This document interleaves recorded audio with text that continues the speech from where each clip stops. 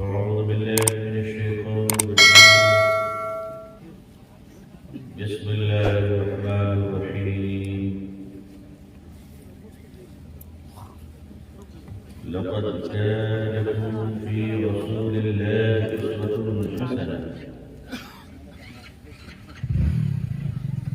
صدق الله العظيم وصدق رسوله النبي الأمي الكريم. اللهم صل على سيدنا محمد وعطرته بعدد كل معلوم لك. اللهم صل على سيدنا محمد عبدك ورسولك وعلى المؤمنين والمؤمنات والمسلمين والمسلمات. حضرات علماء کرام، بزرگان محترم، نوجوان اسلام، رجال گرامی، پردہ نشی خواتین امت اسلامیہ، دنیا میں مسلمان چیلنج، مقابلہ، خطرہ اور مواقع کے ساتھ اپنی زندگی کا سفر طے کر رہا ہے. کبھی ڈوبتا ہے، کبھی ابھرتا ہے، کبھی ہارتا ہے تو کبھی جیتتا ہے. مگر امت مسلمہ اپنی ہار تسلیم کرتی ہے، ایمان کے ساتھ سودا تسلیم نہیں کرتی. امت مسلمہ اپنی غربت اور افلاس کو برداشت کر لیتی ہے، مگر اللہ کے دین پر کسی قسم کی کالی انگلی بھیڑیوں کو برداشت نہیں کرتی. عزیزان ملت، یوں تو دوڑتا گھوڑا بھی ہے اور دوڑتا کتا بھی ہے، لیکن دوڑتے ہوئے کتوں کے ساتھ گھوڑے کبھی دوڑ کا مقابلہ نہیں کیا جاتا. اس لیے کہ اگر گھوڑا کتے کے ساتھ ریس کر بھی لے تو جیت تو گھوڑے کی ہوگی، مگر جیت کر وہ کسے منہ دکھائے گا، کیا کہے گا، کس سے لڑ کے آئے گا؟ اگر اس سے پوچھا جائے کہ تم کس سے مقابلے میں جیتے ہو، آپ بتائیے، گھوڑا یہ کہنے کے قابل ہوگا کہ میرا مقابلہ گلی کے کتوں کے ساتھ. عزیزان ملت، دنیا کی تاریخ آپ کو للکارتی ہے، دنیا کی تاریخ آپ کو پکارتی ہے سود خور سود کی طرف، شراب خور شراب کی طرف. دنیا کے سارے حرام خور اکل حرام کی طرف، مال حرام کی طرف، جن کے رگوں میں مسلمانوں کا نقلی خون دوڑ رہا ہے. وہ تجارت کی دنیا میں ماڑباڑوں کی نقل کرتا ہے، سود خوروں کی نقل کرتا ہے، وہ تجارت کی دنیا میں حرام خوروں کی نقل کرتا ہے. لیکن جو مسلمان ہے وہ غربت کی سوکھی روٹی کھانے کے باوجود حرام کا لقمہ اپنے منہ میں نہیں رکھتا. ایک مسلمان کو اللہ کے نبی صلی اللہ علیہ وسلم نے جو سب سے بڑی دولت اور ہدایت اور فرمان اور ارشاد دے کر کے وہ کہ اے میری امت کے لوگوں، قرآن اور حدیث کو تھامے رہنا، زمین کی پستی سے لے کر آسمان کی بلندی تک چڑھتے چلے گا. لیکن یاد رکھنا، دنیا کے کسی بھی موڑ پر اپنے ایمان کا سودا نہ کرنا، دنیا کے کسی موڑ پر اپنے اسلامی تہذیب کو بیچنا نہیں. امت مسلمہ آج جس دور سے گزر رہی ہے، ہم ہم جانتے ہیں یہ امت مسلمہ آخری دور کے لوگ ہیں. ہمارا زمانہ شاید یہ آخری زمانہ ہے. ہر آنے والا دن قیامت سے قریب تر ہوتا چلا جا رہا ہے. ہر گزرنے والا دن میرے آقا سے دور ہوتا چلا جا رہا ہے صلی اللہ علیہ وسلم. اس آنے والے وقتوں میں ایک بڑی چیلنج ہے, ایک آپ کی بڑی ذمہ داری ہے, ہم سب کی اجتماعی ذمہ داری ہے کہ اس وقت جب سیلاب آتا ہے, اللہ تعالیٰ اس حادثے سے آپ سب کی اور ہم سب کی حفاظت فرمائے. 2008 میں آپ نے تجربہ کیا ہے, اللہ دوبارہ کبھی ایسی مصیبت نہ لائے. عزیزان ملت, مگر جب سیلاب آتی ہے تو تن کے رکا نہیں کرتے, کچے مکان کا وجود باقی نہیں رہتا, بہ جایا کرتے ہیں. اسی طرح سے اس دور میں کفر کی للکار, شرک کے چیلنجز اور حرام مال کا سیلاب چل رہا ہے. اس وقت ٹکنا ایک بہت بڑا مسئلہ ہے کہ ہم میں کون ہے جس کا تقوی, جس کی پرہیزگاری, جس کا ایمان, جس کا یقین, جس کے اندر کا مایا یہ پکار کر کہہ دے کہ کل میرے آقا نے صلی اللہ علیہ وسلم نے فرمایا تھا, اے چچا مطلب مکے والوں کو سمجھا دیجئے, میرے ایک ہاتھ میں چاند اور دوسرے ہاتھ میں اگر سورت لگتے تو میں دعوت کلمت اللہ سے ایک انچ پیچھے نہیں ہٹنے والا.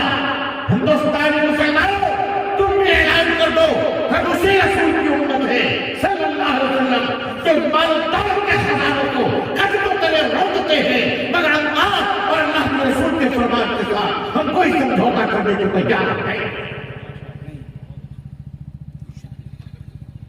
معمولی باتوں میں جو لوگ سمجھوتا کر لیں, ہلکے سے ہواؤں کے جھونکے میں جو شاخ کے پھلوں کی طرح, کچے پھلوں کی طرح زمین پر گر جائے, بات بات پر قسم کھا کر اپنے ایمان کو سرے بازار بیابان کر دے, ایسی قوم کے لیے اور ایسے لوگوں کے لیے خطرہ ہے کہ اس بہاؤ میں کہیں دلوں کی طرح بہہ جائے. اللہ بے نیاز ہے. مسلمانوں, میری قوم کے لوگوں, آپ بھی سنو اور میں بھی سنوں. اللہ اپنے دین کے کاموں کے لیے, اللہ اپنے دین کی استقامت کے لیے, اللہ اپنے دین کی بلندی کے لیے, اللہ اپنے نبی کریم صلی اللہ علیہ وسلم کی سنت کی تنفیذ اور نفاذ کے لیے وہ نہ ہمارا محتاج ہے نہ تمہارا محتاج ہے. یاد رکھنا میرے بزرگوں, اللہ کا دین ہمارے اور آپ کا محتاج نہیں ہے. اس دور میں وہی مسلمان ٹک پائے گا ہندوستان میں جو ایمان کا پکا اور زبان قول قرار کا سچا. مسلمانوں, یہ 75 سال ہندوستان کی آزادی کو ہو گئے. اللہ نے تمہیں اور ہمیں موقع دیا, ہماری پشتیں چلی گئی, ہمارے باپ دادا گزر گئے, لیکن ہم اور آپ بھی گزر جائیں گے. کیا اسی جینے اور مرنے اور پیدا ہو کر کھانے پینے کے لیے ہم اس دنیا میں آئے؟ میں آپ سے پوچھتا ہوں, آنے والی نسل کے لیے کیا چھوڑ رہے ہیں؟ شاید ہمارے باپ دادا نے ہمارے لیے ٹیپ ریکارڈر, ریڈیو اور ٹی وی چھوڑا تھا, شاید یہ لوگ اپنی نسلوں کے لیے موبائل چھوڑ رہے ہیں. وہ سلسلہ ایمان ہمارا کہاں چلا گیا؟ میری قوم کی غیور بیٹیاں, امت مسلمہ کے غیور بہنیں, امت مسلمہ کے جیالوں کی مائیں, آپ اور امت کا ایک ایک فرد, عورت اور مرد سر جوڑ کر طے کرے کہ اس وقت یہ ملک کہاں جا رہا ہے. مسلمانوں, تمہیں جواب دینا پڑے گا قیامت کے دن کہ تم ہندوستان میں رہے, کھائے اور پیے, کھیتی کی باڑی کی. بتاؤ اس ملک پر تم نے کیا احسان کیا؟ بتاؤ تم نے اس ملک کے لیے کون سا بھلا کام کیا؟ بتاؤ اس ملک کے لوگوں کو تم نے راہ دکھائی کہ نہیں دکھائی؟ مسلمانوں, تمہاری اور ہماری زندگی کا مقصد اگر جوان ہو کر شادی بیاہ کرنا, کمانا کھانا اور اونچے مکانات بنانا چلنا اگر یہی زندگی کا مقصد ہے تو میں پوچھتا ہوں پھر ایمان والوں میں اور غیر ایمان والوں میں بنیادی فرق کیا باقی رہ گیا؟ عزیزان ملت، میں ایک بات اکثر بیان کرتا ہوں، آپ کی خدمت میں بھی رکھوں۔ بہت عرصہ پہلے باہر کے ملک میں ایک چرچ کے پرسٹ فادر، جن کو کمپیریٹیو آف ریلیجن یعنی تمام مذاہب کا تقابلی مطالعہ، اس مذہب کو بھی پڑھ لیں اس مذہب کو بھی پڑھ لیں، پتہ نہیں سچائی کی روشنی کہاں مل جائے۔ چرچ کے فادر نے مطالعہ شروع کیا، اسٹڈی شروع کی، پڑھنا شروع کیا۔ پڑھتے پڑھتے جب اس نے قرآن کو پڑھنا شروع کیا تو اس کا دل مچلنے لگا۔ اس نے کہا کاش اس قرآن کی تفسیریں ہمیں مل جاتی، کاش اس قرآن کی ڈیفینیشن وضاحت ہمیں مل جاتی۔ حضور پاک صلی اللہ علیہ وسلم، سارا مجمع کہیے صلی اللہ علیہ وسلم، حضور پرنور صلی اللہ علیہ وسلم اگر 1000 بار بھی نام آئے تو 1000 بار تم پڑھیں گے انشاءاللہ، پڑھیں گے انشاءاللہ۔ جو نبی کہے وہ درود پڑھے صلی اللہ علیہ وسلم، تاکہ لوگوں کو پتہ چل جائے کہ درود پڑھنے میں ہم تم سے پیچھے نہیں ہیں اور ہمارا مقابلہ کسی سے نہیں ہے۔ ہم تو اللہ کے نبی صلی اللہ علیہ وسلم کی محبت میں درود پڑھتے ہیں، کسی کو خوش کرنا ہمارا مقصود نہیں، یہ تو اللہ تعالیٰ کی رضا مقصود ہے ہمارے لیے۔ جب انہوں نے سیرت کی کتابیں پڑھنی چاہیے، اسلام کے مزید تعارف، قرآن کو سمجھنے کی کتابیں پڑھنی چاہیے، تو ان کے پاس پیسے نہیں تھے۔ انہوں نے اپنی ذاتی گاڑی کو بیچ لی، کار بیچ دیا، قرآن کی تفسیریں خرید لی، کار بیچ کر حدیث سے پاک خرید، حدیث پاک کی کتابیں لے لی، مطالعہ شروع کیا، پڑھنا شروع کیا۔ اللہ بڑا کریم ہے، اللہ نے اپنے فضل سے اس آدمی کو ہدایت کی۔ وہ چرچ کا فادر ایمان لاتا ہے، حج کرنے مکہ المکرمہ جاتا ہے، واپسی میں ہندوستان آتا ہے۔ ہندوستان میں مسلمانوں نے اس کے اعزاز میں جلسہ رکھا، استقبالیہ دی اور کہا کہ تم تقریر کرو۔ اس نو پڑھے لکھے نو مسلم نے ہندوستانی مسلمانوں کو مخاطب کرتے ہوئے جو پیغام دیا تھا وہ پیغام آپ کی خدمت میں رکھوں۔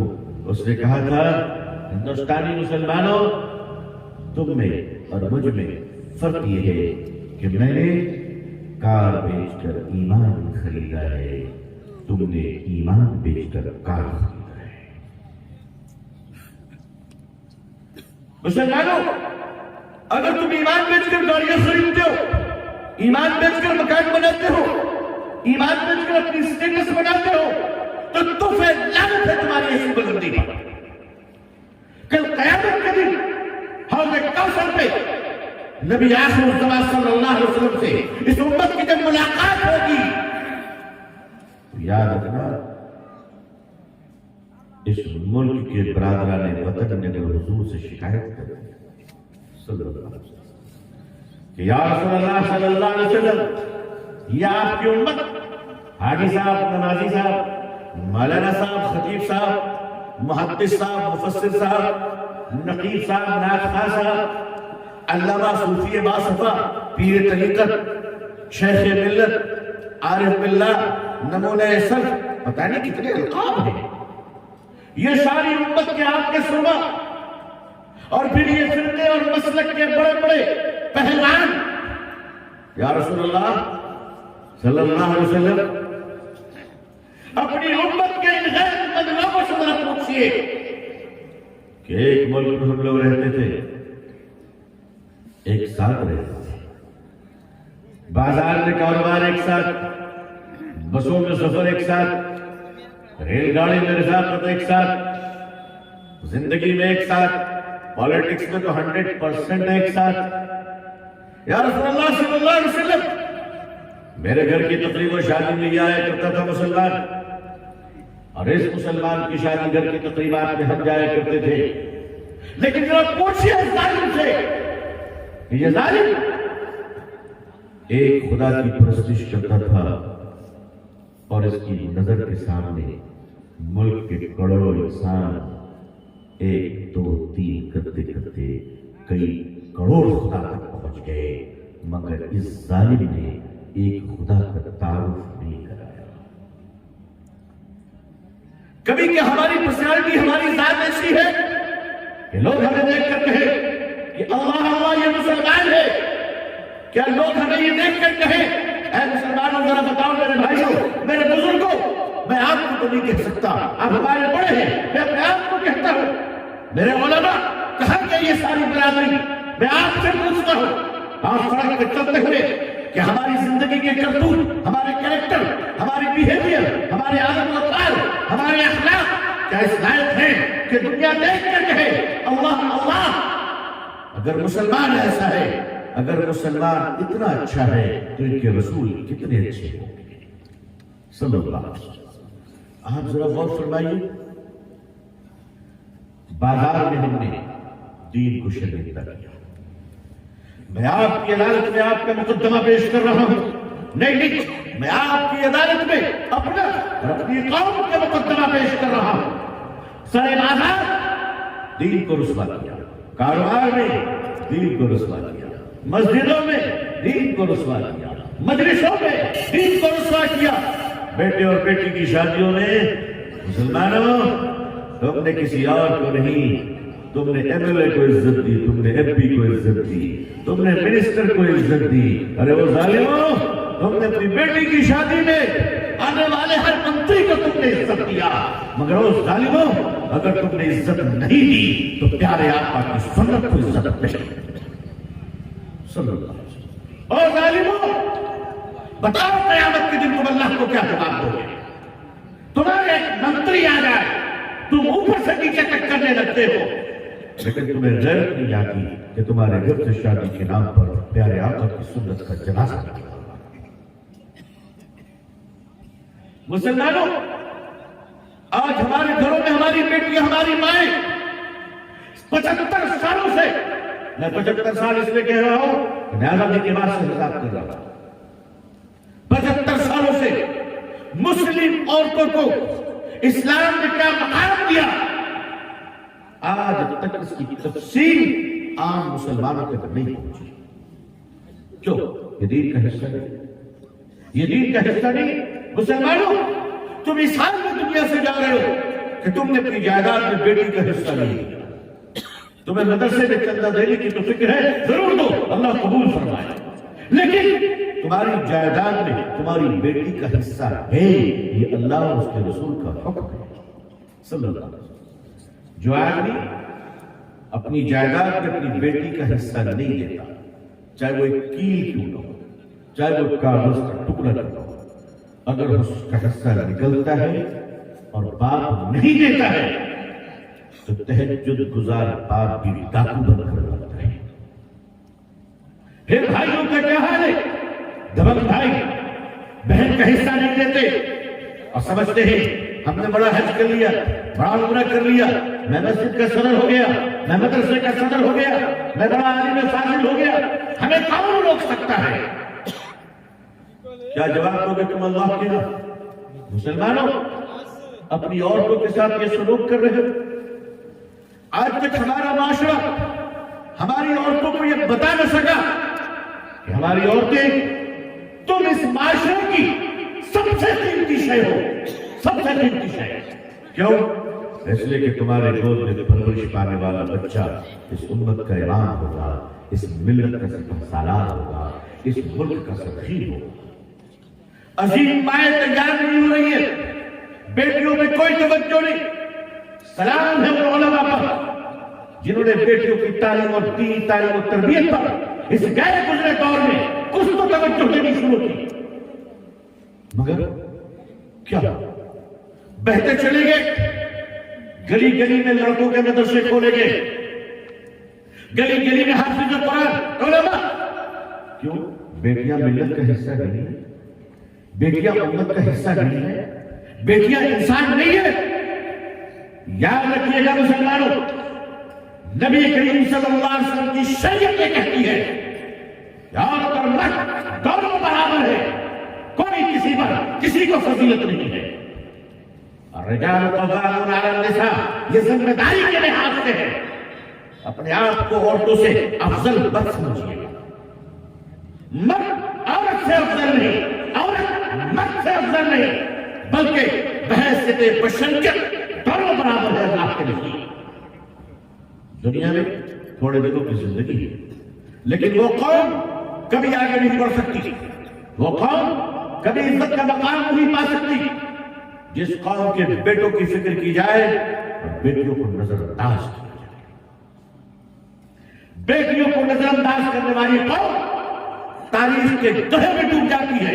آج یہی وجہ ہے دنیا ہم سے کھیل رہی ہے. اس ملک میں مسلمان عورتوں کی آزادی کے نام پر مستقل تحریکیں چل رہی ہیں، مستقل جہادیں نکل رہی ہیں، مستقل بیانات آ رہے ہیں. آپ کے حجاب، آج آپ کو بے حجاب کرنے کی فکر کیوں کی جا رہی ہے اور کہا جا رہا ہے کہ اب اس کی ضرورت کیا ہے؟ مسلمانوں، کبھی ہم نے غور کیا کہ آج یہ دن کیوں آئے ہیں؟ عزیزان ملت، مجھے کہنے دیجیے، جب ملت اسلامیہ کے نوجوان موبائل کے اسکرین پر بے حیا بن جاتے ہیں تب اس کی بہنوں کے دوپٹے کو ہٹانے کی فکر کی.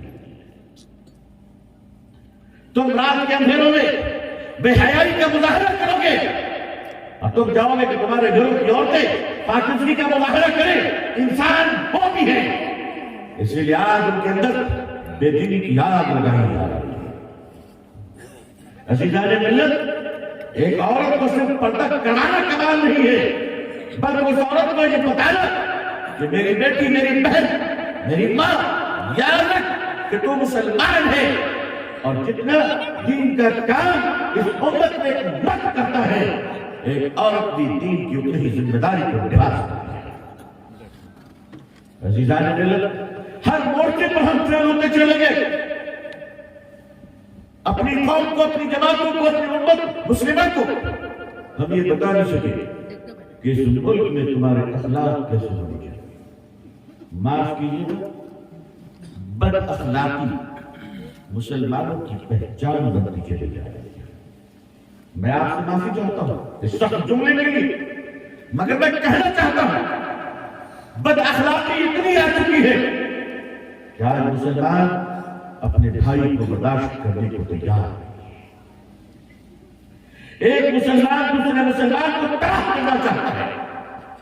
ایک مسلمان دوسرے مسلمان کی عزت کی مخبری کرنا چاہتا ہے. کیا یہ حرام نہیں ہے؟ کیا میرے آقا صلی اللہ علیہ وسلم نے خطبۃ الوداع کے موقع پر ایک مسلمان کی آبرو دوسرے مسلمان پہ فرض قرار نہیں کیا اس کے آبرو کو رکھنا؟ کسی کی آبرو کے ساتھ کھیلنا؟ مسجدوں میں بیٹھ کر تو مسلمان کی آبرو کے ساتھ کھیلتے ہو، مدرسوں میں بیٹھ کر آبرو سے کھیلتے ہو، بازاروں میں بیٹھ کر آبرو سے کھیلتے ہو، اور معاف کیجیے گا ایک مسلمان کی آبرو سے کھیلنے پر آ جائے تو اس میں کیا چاہیے، کیا عالم، سبھی برابر نظر آتے ہیں. آج تک ہمارے دلوں میں یہ اسلام اترا کیوں؟ اس ملک میں اب نقلی مسلمان ٹک نہیں پائیں گے، اس لیے کہ اصلی مسلمانوں کے آنے کا وقت ہے. اگر آپ کو ہم کو ٹکنا ہے اس ملک میں تو اپنی عادتوں کو ٹھیک کر لیں، اپنے دلوں میں نرمیت لانی ہے. اگر اس ملک میں عزت پانا ہے، نفرتوں کی دیواروں کو گرانا ہے، میں آپ کو صاف صاف کہتا ہوں آپ اس طرح کے ہزار جلسے کر لیں، آپ نفرت کی ایک دیوار نہیں گرا سکتے جب تک کہ آپ اپنی زبانوں کو میٹھی نہیں کریں. مسلمانوں اپنی زبانوں کو میٹھی کرو، ادب سیکھو، احترام سیکھو، ایک دوسرے کا احترام کرنا سیکھو. میری قوم کے لوگوں، آج بڑے چھوٹے کا ادب ہمارے درمیان سے مٹتا چلا جا رہا ہے. جھوٹ ہماری ایک عداوت کی چلی آ رہی ہے. ایک مسلمان دوسرے مسلمان کی آبرو بیچ کر کھانے میں رشوت کے پیسوں سے اپنی اولاد کو پالتا ہے تو اس کی اولادیں خونخوار درندہ نہیں بنے گی تو کیا ہوگا؟ ایک مسلمان دوسرے مسلمان کی عزت بیچ کر اپنی بیوی کے لیے کپڑے لاتا ہے، وہ بیوی تمہاری بے وفا نہیں بنے گی تو کیا ہوگا؟ میری قوم کے لوگوں، اپنے گھروں کی فکر کرو، تاکہ آنے والی نسلیں مسلمان باقی رہے انشاءاللہ. آنے والی نسلیں، یہ جو ہماری اولادیں ہم چھوڑ کر جا رہے ہیں، آپ کو پتہ ہے کہ اولادوں کے بارے میں کہا جا رہی ہے اس ملک میں ارتداد کی ہوا چل رہی ہے، ارتداد کی لہر چل رہی ہے. بتانے والوں نے بتایا کہ 10 لاکھ سے زیادہ نعوذ باللہ اس ملک میں مسلمان بچیاں مرتد ہو چکی ہیں. استغفر اللہ. وہ بھی کسی حاجی صاحب کی بیٹی ہو، وہ بھی کسی نمازی صاحب کی بیٹی نہیں ہو. کیا وجہ ہے کہ آج یہ بیٹیاں نعوذ باللہ ارتداد کی طرف کیوں جا رہی ہیں؟ حرام لقمے، حرام لقمے. مسلمانوں، یہ جو حرام لقمے اندر جا رہے ہیں، اس کا ریئیکشن یہ آ رہا ہے کہ مسلمانوں کے گھروں سے سکون رخصت ہو جا رہا ہے. اس ملک میں نفرتیں جو بڑھ رہی ہیں، اس کی وجہ اسلام نہیں ہے. دنیا اسلام کی دشمن نہیں ہے، دنیا اسلام کی دشمن نہیں ہے، دنیا مسلمانوں کے غلط لچھن کی دشمن ہے. میرے عزیزوں، دنیا اسلام سے نفرت نہیں کرتی ہے، دنیا مسلمانوں کی بد زبانی سے نفرت کرتی ہے. آپ سوچئے کہ آپ اس ملک میں کیا پیغام دیں گے. ہمارے آپ کے پیارے آقا صلی اللہ علیہ وسلم، حضرت محمد رسول اللہ کہیے صلی اللہ علیہ وسلم، آپ نے اس امت کی جو تربیت فرمائی، اس تربیت میں آپ نے معجزہ دکھا کر امت کو نہیں بنایا، آپ نے پریکٹیکل اپنے آپ کو پیش کیا. کیا لوگوں مجھے دیکھ لو میں کیسا ہوں، مجھے دیکھو، کیا میں سچ بول رہا ہوں؟ نبی کریم صلی اللہ علیہ وسلم کے سامنے ایک سوال کیا. میرے بزرگوں، حضور صلی اللہ علیہ وسلم سے پوچھا گیا کہ یا رسول اللہ صلی اللہ علیہ وسلم، کیا مسلمان جھوٹ بول سکتے ہیں؟ پیارے آقا صلی اللہ علیہ وسلم کے چہرے پر رنگ بدل گیا. آپ نے فرمایا جو میرا ہوگا وہ جھوٹا نہیں ہوگا، جو مسلمان ہوگا وہ جھوٹ نہیں بولے گا. میں آپ سے پوچھتا ہوں، 50% مسلمان ہندوستان میں جھوٹ بول رہا ہے کہ نہیں بول رہا ہے؟ آپ کہیں گے زیادہ بول رہا ہے نا؟ آپ کہیں گے زیادہ بول رہا ہے. کیوں جناب؟ 75 سال سے ہر جگہ جلسے ہو رہے، گلی گلی مدرسے ہیں، تبلیغی جماعت ہے، ہم جیسے چھوٹے چھوٹے لوگ ہیں، بڑے بڑے علماء ہیں، خانقاہیں ہیں، پیری مریدی ہے، ساری چیزیں ہیں. اس کے باوجود ہم سچ بولنا کیوں نہیں سیکھے؟ کیوں؟ کس نے وہ ہمیں سچ بول رہے؟ عزیزان نگر، اسلام ہمارے پاس اور ہم جھوٹ بول رہے ہیں. اور باہر دنیا کے لوگ، جاپان کے لوگ، ان کے پاس اسلام نہیں، وہ 100% سچ بول رہے. تو شاید اسلام وہاں ہے، مسلمان ہے. آخر ہم سچ کیوں نہیں بولتے؟ سچ بولنے سے ڈر کیوں لگتا ہے؟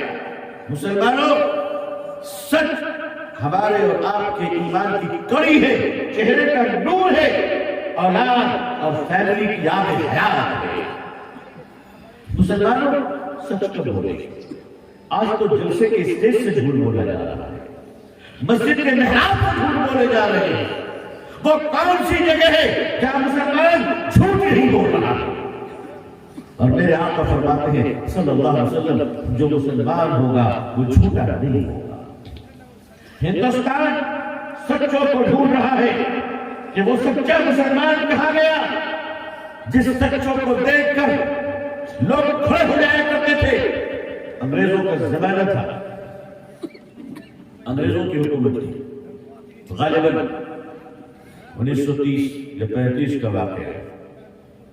سہارنپور ضلع یوپی میں، سہارنپور میں قصبہ ہے کاندھلا. کاندھلا میں ایک زمین جو ہمارے ہندو بھائیوں کی تھی، اس کو کچھ مسلمان طبق اینٹی سوشل نے اپنے مسل پاور کا، اپنی طاقت کی بنیاد پر اس زمین پر قبضہ کر لیا. اور قبضہ کر کے کہا کہ ہماری مسجد کی زمین ہے. بڑا آسان کام ہے، جیسے آج کل کہا جاتا ہے نا، ہر مسجد کو کہا جاتا ہے یہ مندر کی زمین ہے. تو کاندھلا میں ہندو بھائی کی زمین کو مسلمانوں نے قبضہ کیا اور کہا یہ مسجد کی زمین ہے، مقدمہ عدالت میں چلی گئی۔ انگریز کا زمانہ تھا، پنڈت اور سادھو لوگ بھی گئے، انہوں نے کہا حضور یہ ہماری زمین ہے مندر کی، مسلمانوں نے کہا نہیں حضور یہ ہماری زمین ہے مسجد کی۔ جج نے کہا کہ ٹھیک ہے، آپ کو کوئی گواہ نہیں، آپ کو ایک گواہ لاؤ جس کی گواہی ہندو مسلمان دونوں تسلیم کر لیں۔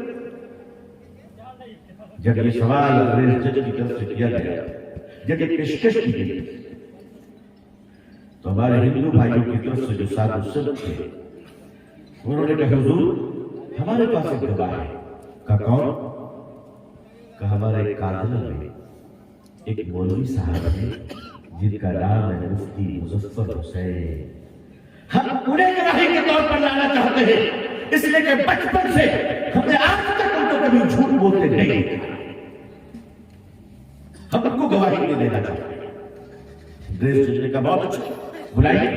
حضرت مولانا مفتی مظفر حسین صاحب کاندھلوی کو نوٹس دی، رحمت اللہ علیہ، وہ آئے، بڑے بوڑھے ہو گئے، ڈنڈا پکڑ کر کٹہرے میں کھڑے ہوئے۔ انگریز جج نے پوچھا مفتی صاحب یہ بتائیے زمین کس کی ہے؟ مفتی صاحب نے آنکھوں سے آنسو ٹپکتے ہوئے فرمایا حضور یہ زمین ہمارے ہندو بھائی کی ہے۔ اب کیا تھا؟ فیصلہ تو ہونا ہی تھا۔ انگریز جج نے فیصلہ لکھا، فیصلے کے الفاظ کو سنیے، کیا لکھتا ہے وہ جج؟ وہ جج لکھتا ہے آج مسلمان ہار گیا۔ کیا لکھا؟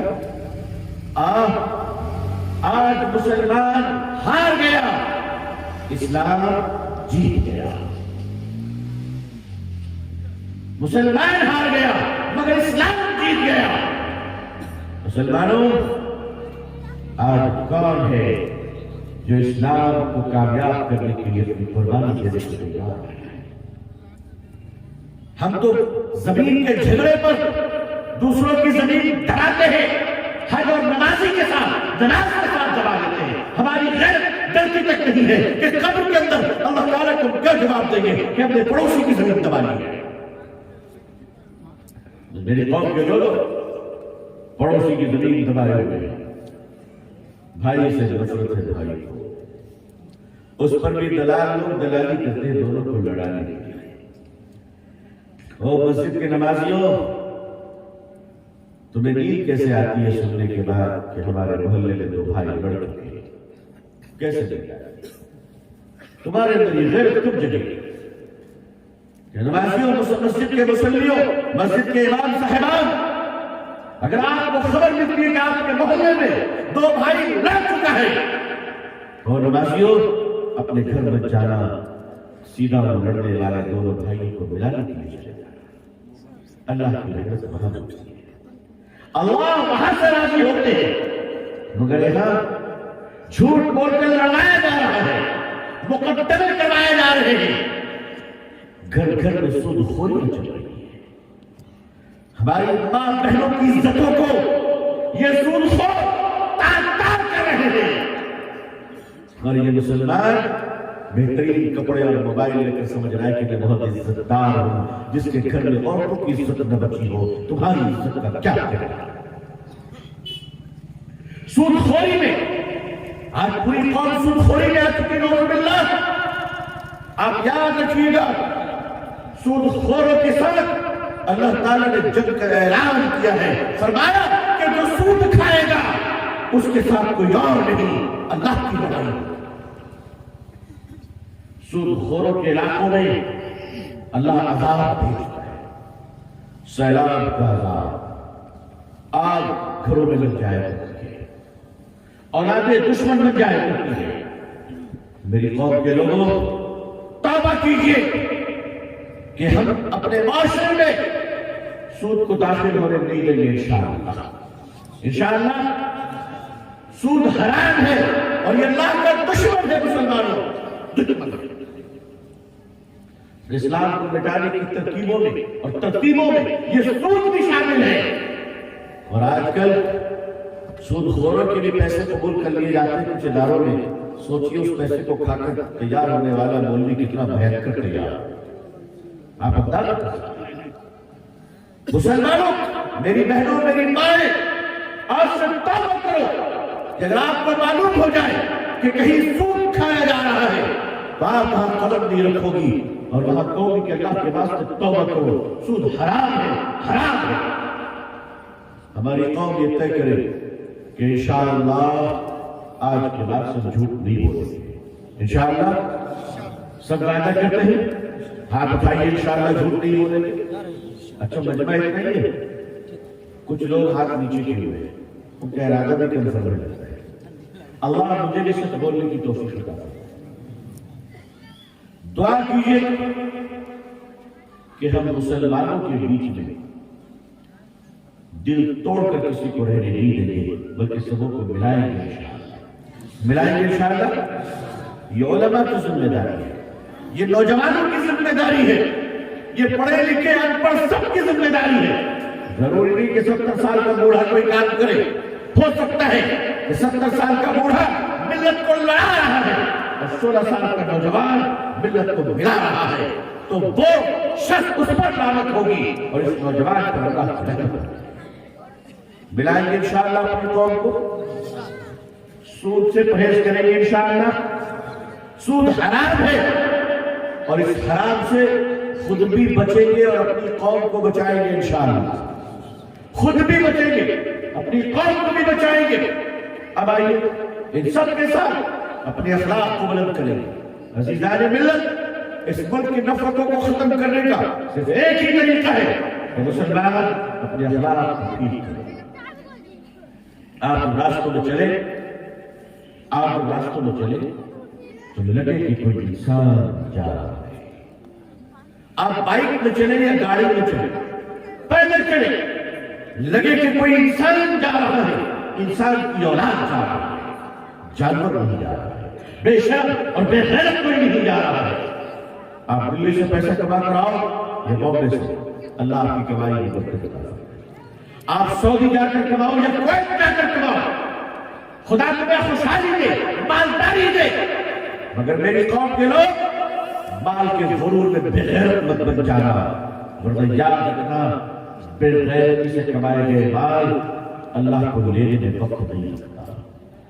اپنے مال کو کما کر اتنے اونچے مکان مت بناؤ کہ تم اپنے غریب بھائیوں کو ذلیل و رسوا کر سکو. اپنے مکان کو اس طرح نہ بناؤ کہ اپنے اونچے مکان کی کھڑکی سے پڑوس کی غریب بیٹیوں کی آنکھوں کو جھانک سکو. مسلمانوں، اپنی دولت اللہ نے دی ہے، شکر ادا کرتے ہوئے کہو کہ میرے اللہ، یہ دولت کی امانت ہے آپ کی، یہ کام آئے دین، یہ کام آئے ملت اسلام، یہ کام آئے ملک کے. دونوں ہاتھوں کو کھول دو مسلمان اور کھول کر آؤ ضرورت مندوں کی ضرورتیں پوری کرے، چاہے وہ مسلمان ہو یا ہندو بھائی، کسی بھی ذات و برادری کی ہو.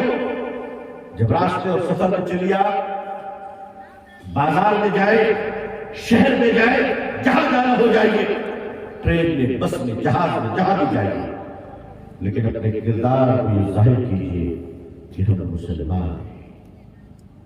ہماری زبان سے کسی کو تکلیف نہ پہنچے، ہمارے ہاتھوں سے کسی کو تکلیف نہ پہنچے. اس طرح مت پھونکو کہ دوسرے لوگ کہیں کہ کیسا انسان ہے، اس کو انسان کی طرح پھونکنا نہیں آتا. اے لوگوں، اس طرح پانی منہ میں لے کر کلیاں نہ کرو کہ دوسروں کے کپڑے خراب ہو جائیں، اور اس طرح کھڑے ہو کر وضو مت بناؤ جیسے تم نماز نہیں پوری قوم پر احسان کرنے جا رہے ہیں. منہ میں گٹکا رکھتے تمباکو.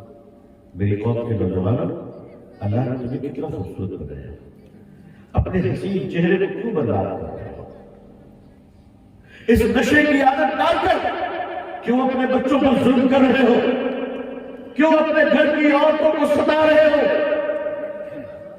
جب کوئی مرد کسی عورت پر ظلم کرتا ہے یا کوئی عورت مرد پر ظلم کرتی ہے تو اللہ فرماتے ہیں کچھ تو ڈرو، میرے نام پر تھوڑے دن کے لیے تم لوگ ایک ہوئے ہو، پھر الگ الگ ہو کر ہمارے پاس لوٹ آنا ہے. اپنی اپنی قبروں میں چلے جاؤ گے. میاں بیوی کا ساتھ کتنے دنوں کا ہے بھائی؟ 40 سال 50 سال 60 سال. ظاہر ہے دو اجنبی آئے اللہ کے نام پر ایک دوسرے کے ساتھ اچھا سلوک کرے، ایک دوسرے کی کھٹی میٹھی یادوں کو برداشت کرتے رہے، اپنے گھر میں اپنے بیوی کے ساتھ اچھا سلوک کرتے ہوئے اپنے بچوں کو اچھی تربیت دے. اور ماں باپ بھی یہ سمجھ لے کہ گھر میں جب بہو آتی ہے تو لڑکے کی ماں خود کو ساس نہ سمجھے بلکہ دروازے پر کھڑی ہو کر کہے میری بیٹی تو بیٹی آئی ہے، میں تیری ساس نہیں تیری ماں کھڑی. گھروں میں جس دن لوگ گھروں میں ساس بنتی ہے وہاں سے نفرتیں شروع ہوتی ہے، اور جس دن ساس ماں بن جائے سسر باپ بن جائے اس گھر میں بہو نہیں بیٹی آتی ہے، نفرتیں نہیں محبتیں ہوتی ہے، جھگڑا نہیں ایک دوسرے کا ساتھ دیا جاتا ہے. آج مسلم معاشرہ اندر سے تانا بانا بچھڑ چکا ہے ہمارا. اوپر سے تو بڑے اسمارٹ نظر آتے ہیں، اوپر سے تو بڑی بلڈنگ اور گھر والے نظر آتے ہیں، لیکن اندر سے ہم اتنے کھوکھلے ہو چکے ہیں کہ کوئی بھی آدمی ایک معمولی سی لالچ دے کر کسی کے بھی گھر پر ہاتھ ڈال رہا ہے. کوئی بھی شخص آج کل نیٹ کا زمانہ، فیس بک پہ کون کہاں سے چیٹنگ کر رہا ہے کہ شہر میں کچھ پتہ نہیں، لیکن آپ کو پتہ ہے گھر کی آگ کو کس طرح نیلام ہو رہی ہے. عزیزان ملت، نبی کریم صلی اللہ علیہ وسلم نے اس امت کی ایک مسلمان پر دوسرے مسلمان کی آبرو نشی کو حرام قرار دیا ہے. مسلمانوں یاد رکھنا کہ ہم پر لازم ہے کہ آقا صلی اللہ علیہ وسلم کی اس نمونہ حیات کو اپناتے ہوئے لوگوں کے لیے رہن دل بن جائے. جو آدمی انسانوں کے لیے ظالم بن جاتا ہے اسے معاشرہ قبول نہیں کرتا، اس آدمی کو معاشرہ قبول کرتا ہے جو رہن دل بن کر رہے، جو شیریں زبان بن کر رہے، جس کی زبان خراب ہو، جس کا دل خراب ہو، وہ چاہے وقت کا جتنا بڑا بھی علامہ ہو اسے معاشرے میں عزت نہیں ملتی. عزت کے لیے ضروری ہے کہ اپنی زبانوں کو ٹھیک کرے. انشاءاللہ ہم لوگ اپنی زبانوں کو بھی ٹھیک کریں گے، کریں گے انشاءاللہ. صحابہ کرام رضی اللہ تعالی اجمعین اللہ کی کروڑوں رحمتیں نازل ہوں، ان پر کروڑوں رحمتیں نازل ہوں. اللہ اکبر اللہ اکبر. اسی گجرات کے بڑودرا میں صحابہ کا قافلہ ہوتا ہے. اس وقت گجرات کے بڑودرا میں کوئی مسلمان نہیں، سارے ہمارے ہندو بھائی، سارے ہندو بھائی. اس ملک میں ہر جگہ نفرت ایسے آپ جہاں جہاں محبت پیش کرتے ہیں وہاں سے نفرتیں ختم ہوتی ہیں. دیکھیے ایک بڑی لاجیکل بات ہے، بڑی لاجیکل بات ہے. اس کو سائنس کی پروف کر ایکسپٹ کرتی ہے اور ہم تو مانتی ہیں. اندھیرے کا اپنا کوئی وجود نہیں. اندھیرا کسی چیز کا نام نہیں ہے. روشنی کی غیر موجودگی کا نام اندھیرا ہے. روشنی جہاں نہیں ہے وہ اندھیرا ہے. اندھیرے کو ختم کرنے کا طریقہ کیا ہے؟ روشنی. سمپل. چراغ جلا دو روشنی آ جائے گی. نفرت بول کر کوئی چیز نہیں ہے. اصل میں محبت کی کمی ہی نفرت کا وجود ہے. محبت کی کمی نفرت کا وجود ہے. اور محبت کی سلطنت پہ اللہ نے مسلمانوں کو حکومت دی ہے، مگر یہ شہنشاہ بڑا بے ایمان ہو گیا ہے جس کی وجہ کر نفرتوں کی آندیاں چلی. اگر یہ محبت کے سلطنت کے باہر تجارت کو جانے کو تیار ہے، سامان باندھ دیے، ساری تیار ہے، کھانا تیار ہے، 4 مہینے کے لیے تجارت میں باہر جاتا ہے، مگر ایک شخص تیاری کے باوجود نکل نہیں پا رہا ہے اور اس ایک آدمی کی وجہ سے پورا قافلہ رکا ہوا ہے. لوگوں نے پوچھا تمہاری دقت کیا ہے؟ اس نے کہا میری دقت میری جوان بیٹی ہے. ایک یہودی کہتا ہے کہ میری دقت میری جوان بیٹی ہے. میں 4 مہینے باہر رہوں گا، اپنی بیٹیوں کو کہاں کروں گا؟ میری قوم کے لوگوں ایک یہودی کہہ رہا ہے میں 4 مہینے باہر رہوں گا، اپنی بیٹیوں کو کہاں چھوڑ کر جاؤں؟ بیٹیاں بیٹیاں ہوتی ہیں، چاہے کسی کی بھی، ہر ایک کو اپنی بیٹی کی عزت پیاری ہوتی ہے میرے بزرگوں۔ وہ یہودی کہتا ہے میں اپنی بیٹی کو کہاں چھوڑوں؟ لوگوں نے کہا اپنے رشتہ داروں کے گھر چھوڑو، انہوں نے کہا مجھے اپنے رشتہ داروں پہ بھروسہ نہیں ہے، میری بیٹیاں جوان ہے۔ تو ایک بوڑھا یہودی کہتا ہے اگر بھروسہ چاہیے تو اپنی بیٹیوں کو پھر کسی مسلمان کے گھر پہ دو۔ وہ یہودی اپنی بیٹیوں کو لے کر پڑوس میں ایک صحابی کے گھر میں آتا ہے، آواز دیتا ہے اے فلاں، وہ صحابی باہر نکلتے ہیں، فرماتے یہودی بھائی بتاؤ کیا بات ہے؟ وہ یہودی کہتا ہے میں 4-6 مہینے کے لیے تجارت میں جا رہا ہوں، کیا میری بیٹیوں کو امانتاً تم اپنے گھر میں مہمان رکھ سکتے ہو؟ صحابی یہ رسول وہ مسلمان فوراً گھر سے باہر نکلے اور اپنی بیوی کو بلایا اور کہا کہ بیوی یہ میرے بھائی کی بیٹیاں ہیں، آج سے ہمارے گھر میں رہے گی، جب تک ان کے باپ واپس آ کر اپنی بیٹیوں کو نہیں لے آئیں گے میں بھی اپنے گھر کے اندر نہیں آؤں گا۔ ضرورت کی چیزیں مجھے بتا دینا، میں مسجد میں لے جایا کروں گا۔ ایک زمانہ تھا مسلمانوں جب تم نے دشمنوں کی بیٹیوں کی عزت کی حفاظت کی ہے، تم نے یہودیوں کی بیٹیوں کی عزت کی حفاظت کی ہے۔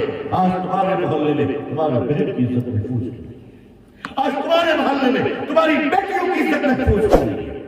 تم دلی رہو یا بمبئی رہو، دنیا کے کسی کونے میں رہو، مسلمان بن کر رہنا، اپنی نظروں کو ایسی گہرائی مت کرنا، کیونکہ تمہارے گھر میں بھی تو ہوتی رہتی ہے، اس کا خیال رکھنا۔ اور عزیزان ملت، نیکی ہو یا گناہ، ہر چیز اپنا اثر رکھتی ہے۔ اللہ ہمیں سچے توبہ کی توفیق عطا فرمائے، اللہ ہمیں نیک اور سچا اور مثالی مسلمان بنائے۔